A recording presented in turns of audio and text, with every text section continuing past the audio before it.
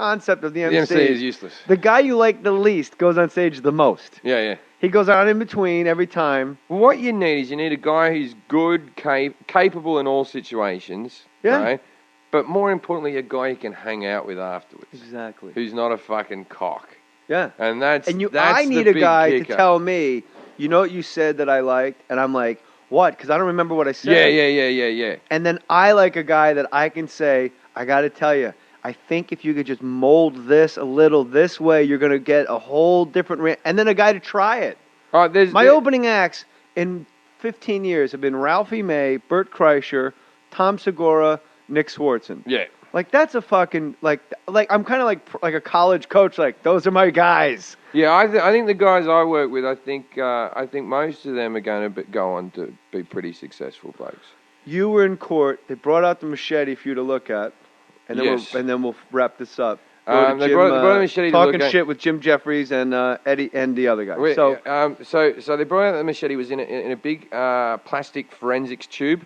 Yeah. And they went, "Is that the machete?" I said, "That's the machete." And then they handed it around the jury. But you're allowed to say that's the machete. You're not allowed to say that's the guy. Yeah. Okay. So they handed it around to the jury, and the jury's looking at it like, "Oh, it's a big machete."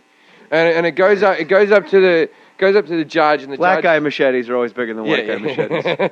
Goes up to the judge, and the judge puts it down next to him. And they give me the hammer now. Is the judge wearing a wig?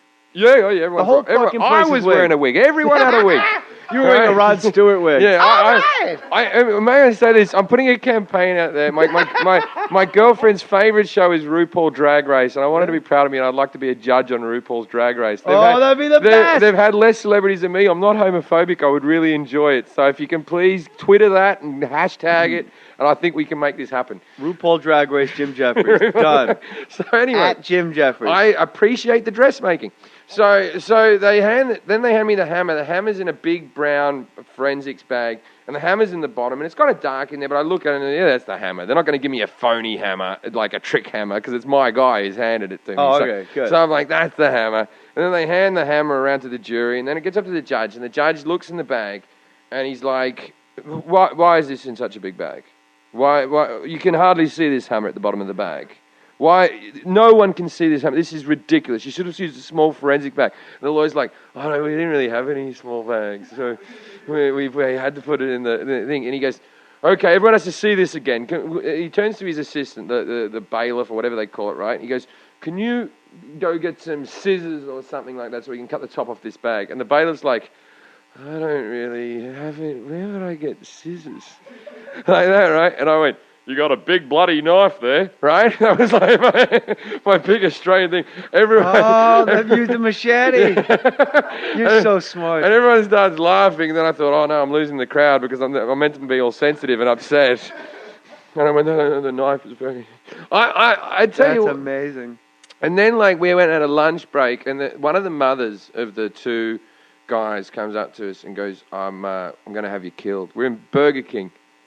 And we're eating Burger King. She goes, you keep talking, I'm going to have you killed. Right? And she walked away. So we went and told the cops. We said, look, man, this woman just said she's going to kill us. We don't want to be threatened, during this court case. And so the cops went and told the judge. The judge held her in contempt of court. Now, I don't know how it works in America, but in Britain, same fucking case. So her son gets sentenced to 12 years, right?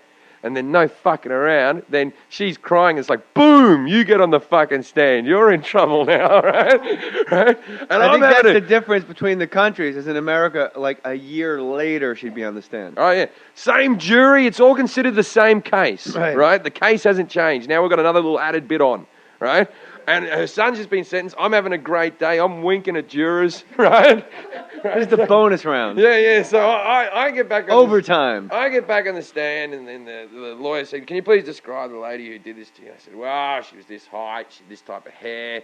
She's in front of you. Yeah, and you can't say it's her. She had this type of skin. She had this type of thing."